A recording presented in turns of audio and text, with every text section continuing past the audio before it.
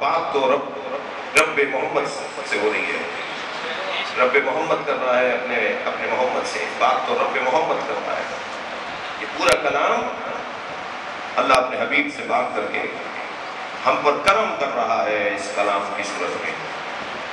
تو پھر پلٹیے اس جملے کی طرف کہ ہمیں اصل مصطفیٰ کا مسلمان چاہیے، لوٹ جائیے اصل مصطفیٰ میں۔ آج مجھ سے صحافیوں نے سوال کیا کہ کتابوں میں بہت کچھ آپ کے یہاں لکھا ہوا ہے، میں نے کہا جی ہمارے یہاں تو شاید بہت کم لکھا ہوا ہے، سارے مسلمانوں کی کتابوں میں سب کچھ لکھا ہوا ہے، لہذا بحث یہ نہیں کریں کہ کتابوں سے نکال دینا چاہیے۔ میں نے کہا یہ صحیح لا حاصل ہے، کتابوں سے آپ نکال نہیں سکتے چیزوں کو، کوئی 1200 سال پرانی کتاب ہے، کوئی 1000 سال پرانی کتاب ہے، اور پھر کتابیں آج کتابیں نہیں رہی ہیں، سافٹ ویئر بن گئے، کمپیوٹروں میں محفوظ ہو گئے، اتنی سی چپ میں اور اتنی سی جو ہے USB کے اندر آ گئے۔ تو اب یہ تو لا حاصل بحث ہے کہ کتابوں سے چیزیں نکالتے ہیں، کتابوں سے چیزیں نہیں نکل سکتی ہیں۔ بڑے لکھ گئے، بڑوں نے لکھ دیا، آپ کے فیصل آباد کے بزرگ عالم دین نے بہت کچھ کہہ دیا، اللہ ان کی مغفرت فرمائے۔ لہذا یہ تو بحث ہی نہیں ہے کہ کتابوں میں اسے نکالا نہیں جا سکتا۔ ہاں برداشت پڑھیے، بولنے والے کو نصیحت کیجیے۔ میں خطبہ و ذاکرین سے بھی مسلسل ملاقاتیں کر رہا ہوں اور پیغام دے رہا ہوں، اپنا مدعا بیان کیجیے، اپنا مطلب بیان کیجیے، اپنا معافی ضمیر بیان کیجیے، اپنے عقیدے کا دفاع کیجیے۔ میں نے آج سب کے سامنے، ہمارے ساتھ اہل سنت فیصل آباد کے علماء تھے، تو میں نے کہا کہ اگر میں اپنے مجمع میں ہاتھ کھول کے نماز پڑھنے کی دلیلیں دے رہا ہوں تو ہاتھ باندھنے والے کو ناراض نہیں ہونا چاہیے، میں اس کی مذمت نہیں کر رہا۔ میں نے جو اپنے کتابوں سے اور اپنے ائمہ سے اور اپنے بزرگوں سے سیکھا ہے وہ میں سمجھ کر اپنے لوگوں کو سمجھانا چاہ رہا ہوں۔ یہ کیا بات ہوئی کہ اگر میں ماتم پر دلیل دوں تو ماتم نہ کرنے والے ناراض ہو رہے ہیں؟ میں تو ماتم کرنے والوں کو حوصلہ دے رہا ہوں، نہ کرنے والے ناراض کیوں ہو رہے ہیں؟ میں اگر کالے کپڑے پہننے والوں کو دلیل دے رہا ہوں تو میں انہیں حوصلہ دے رہا ہوں، جو نہیں پہن رہے وہ پریشان کیوں ہو رہے ہیں؟ برداشت بڑھائیں، تحمل مزاجی بڑھائیں، حوصلہ بڑھائیں۔ میں اگر سجدگاہ کے اوپر سر رکھ کے نماز پڑھتا ہوں، میں قالین پہ سجدہ نہیں کرتا اور سجدگاہ رکھتا ہوں، خاک رکھتا ہوں، تو میں اگر اپنے بچوں کو، جوانوں کو دلیل دے رہا ہوں تو اس کا مطلب یہ نہیں ہے کہ میں کسی کی دل آزاری کر رہا ہوں۔ انتہائی معقول انداز سے، انتہائی مہذب انداز سے بیان کرنے کا، اور یہ باتیں روکی نہیں جا سکتی۔ اور میں روک دوں گا، میں چھوڑ دوں گا، میں نہیں بولوں گا تو کوئی اور بھی نہیں بولے گا۔ محرم سے پہلے ایک اجلاس میں ایک صاحب کہنے لگے مولانا محرم آ رہا ہے، اپنے ذاکرین سے کہیں جو باتیں کتابوں میں لکھی ہوئی میں بیان نہ کریں۔ دیکھا مولانا یہ آپ کا مطالبہ معقول نہیں ہے، آپ یہ کہیں کہ جو کتابوں میں ایسی باتیں جو کسی کی دل آزاری کی ہو انہیں بیان کرتے وقت جملوں کا اچھا استعمال کریں، تہذیب سے بات کریں، دل آزاری نہ ہو، توہین نہ ہو۔ لیکن اگر کتابوں میں جو لکھی نہیں ہے باتیں وہ کہاں سے پھر ہمارے اوپر کوئی وحی آئے گی؟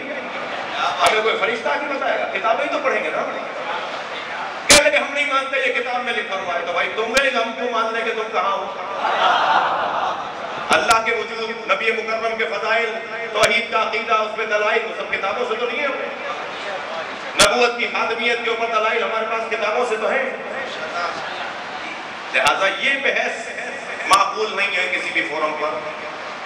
ہاں جو باتیں لکھی ہوئی ہیں انتہائی مؤدب مہذب انداز سے، انتہائی احتیاط کے ساتھ، اور اپنے عزیزوں اور اپنے بھائیوں کی دل آزاری اور توہین کسی کی نہیں ہونی چاہیے۔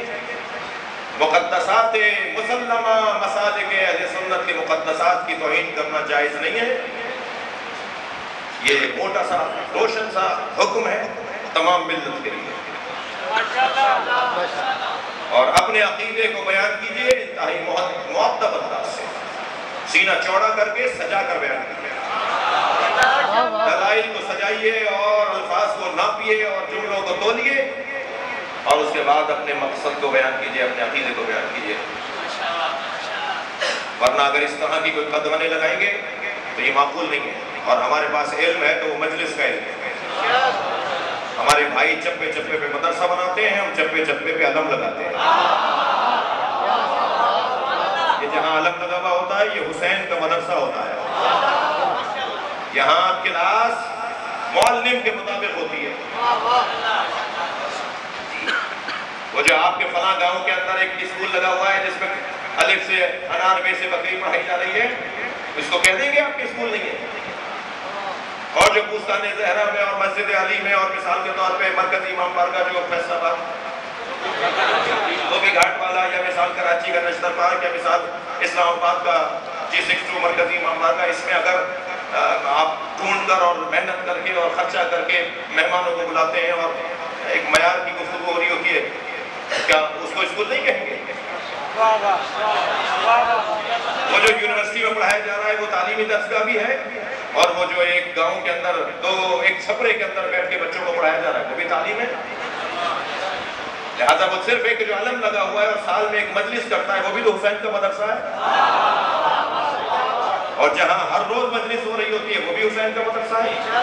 اور یاد رکھیے میرے عزیزو، بس آخری جملہ کہہ کر مصائب کی طرف ربط کی طرف جاؤں گا، مصائب کے ربط کی طرف، یاد رکھیے یہ حسینی مدرسے ہیں، ان میں ہم عقیدت، احترام اور انتہائی خلوص اور سچائی کے ساتھ آ کے بیٹھتے ہیں، دور دراز کے سفر کر کے ہم مجلس میں آ کے بیٹھتے ہیں۔ یہ امام حسین کے مدرسے ہیں، ان مدرسوں میں اگر تعلیم اچھی نہ ہو تو مدرسہ بند نہیں کیا جائے گا، ٹیچر تبدیل کیا جائے گا۔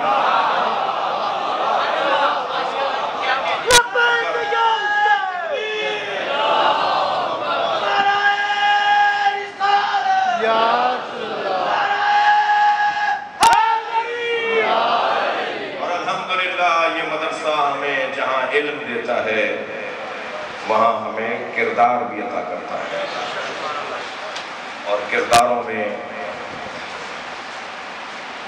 جب کمال اور معراج دیکھنی ہو تو کربلا چلے جاؤ، تمام تر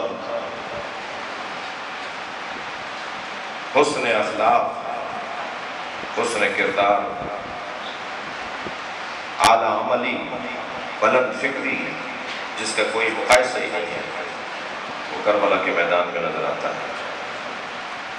رشتوں کی پاسداری، بھانجوں کو کیسا ہونا چاہیے، بھتیجوں کو کیسا ہونا چاہیے، بیٹیوں کو باپ کے ساتھ کیسا رویہ رکھنا چاہیے، بہنوں کو بھائیوں کے ساتھ، بھائیوں کو بھائیوں کے ساتھ، دوستوں کو دوست کے ساتھ، یہ تمام تر حسن اخلاق کربلا میں ہے۔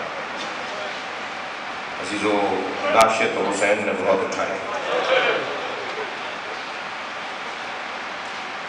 مگر 4 لاشوں پہ حسین بہت روئے۔ حسین نے، میرے مولا نے، غلاموں کے لاشیں بھی کسی اور کو اٹھانے نہیں دیا، بلکہ خود لاشیں اٹھا کے لاتے تھے۔ جب جون نے آ کے کہا نا کہ میرے بدن سے بو آتی ہے، تو امام نے فرمایا جون تمہارے بدن سے ایسی خوشبو آئی جو کربلا کے کسی شہید کے بدن میں نہیں ہوگی۔ جو 4 لاشیں حسین نے اٹھائے جن پہ امام کی آنکھوں سے آنسو رکتے نہیں تھے، ان میں عزیزانو ایک لاشا میں پہلی مجلس میں بیان کر چکا، وہ مولا عباس کا لاشا۔ اللہ کسی بھائی کو بھائی کا ایسا لاشا نہ دکھائے۔ اور جب حضرت عباس کا ذکر کیا کریں نا تو ایک ماں کو سلام ضرور کیا کریں،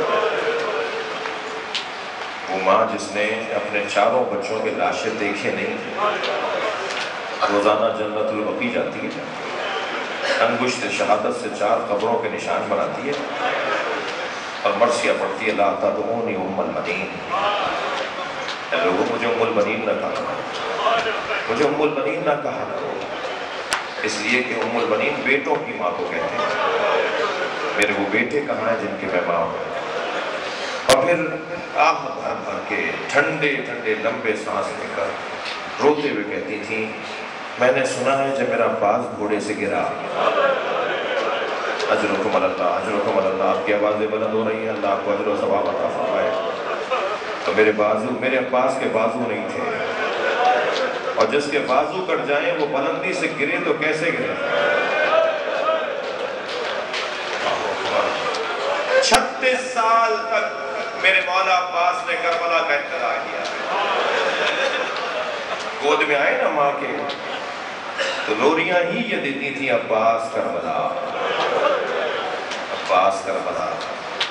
پیر چلنے لگے تو جناب زینب کہتی تھی عباس بابا نے کربلا کے لیے مانگا ہے۔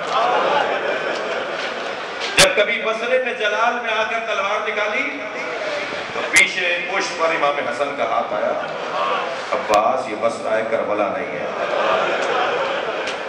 جب کبھی مدینے میں تلوار نکالی، امام حسین نے مڑ کر